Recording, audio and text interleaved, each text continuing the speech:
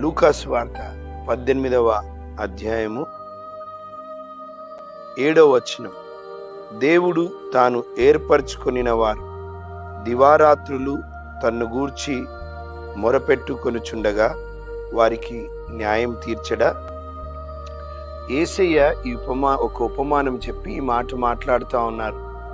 యేసయ్య అంటున్న మాట ఏంటిదంటే, దేవుడు తాను ఏర్పరచుకున్నటువంటి ప్రజలు దివారాత్రములు మొరపెడుతుంటే ఆయన న్యాయం తీర్చడా? ఖచ్చితంగా న్యాయం తీరుస్తాడు అని యేసయ్య ఒక ఉపమానం చెప్పాడు. ఒక స్త్రీ ఉంది, విధవరాలు. తనను శత్రువు అన్యాయం చేస్తూ ఉన్నాడు. అటువంటి సందర్భంలో ఆవిడ అన్యాయాధిపతి అయిన న్యాయాధిపతి దగ్గరికి మాటికి వెళ్ళి నాకు న్యాయం తీర్చండి అని అడుగుతూ ఉంది. ఆ టైంలో ఆయన దేవునికి భయపడని వ్యక్తి, మనుషులను లక్ష్య పెట్టని వ్యక్తి.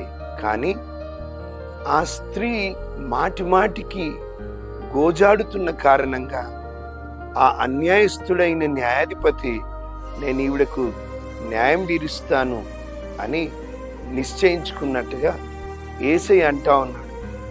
ఆ అన్యాయస్తుడైన న్యాయాధిపతే న్యాయం తీర్చడానికి తను నిర్ణయించుకుంటే, దేవుడు మిమ్మల్ని ఏర్పాటు చేసుకున్నాడు కదా, ఎన్నుకున్నాడు కదా. దివారాత్రములు మొరపెడుతుంటే ఆయన న్యాయం తీర్చడా? మీ పక్షంన కదలడా? మీ పక్షంన కార్యం జరిగించడా? ప్రేమైన సహోదరి సోదరుడా, నీ ప్రార్థన జీవితంలో ప్రభువుని వెతుకుతుంటే కంటిన్యూ చేయి, ఆపకు. ఎందుకో తెలుసా? ఆయన ఖచ్చితంగా న్యాయం తీరుస్తాడు. ఆయన ఖచ్చితంగా నీ పక్షమున కదులుతాడు.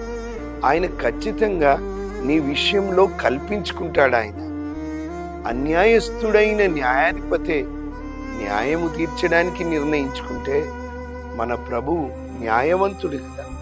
ఆయన నిన్ను విడిచిపెడతాడా? ఆయన నీ బాధను పడు అంటాడా? కాదు.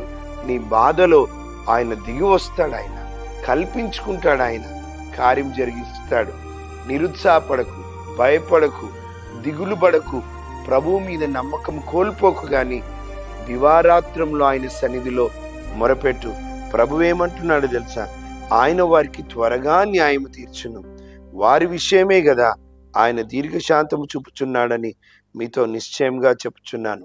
అయినను మనుష్య కుమారుడు వచ్చినప్పుడు ఆయన భూమి మీద విశ్వాసము కనుగొనునా?